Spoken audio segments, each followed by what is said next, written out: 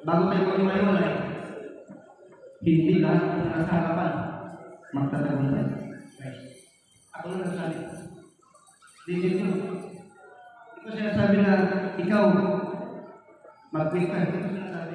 Pero totoo sinasabi ko na hindi lahat magtatagumpay. Kaya ipilit nyo, hindi lang magtatagumpay. Pag masama ang malas ng tao.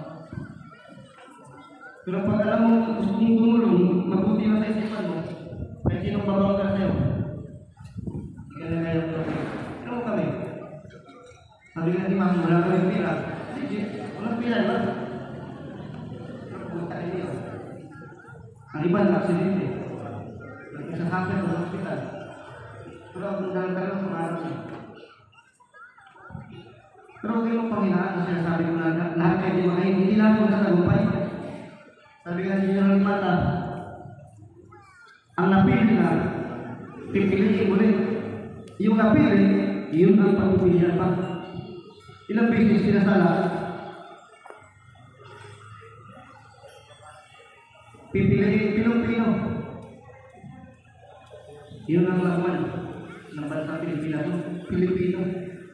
Piling-pili. Pilong-Pino. Pilipino.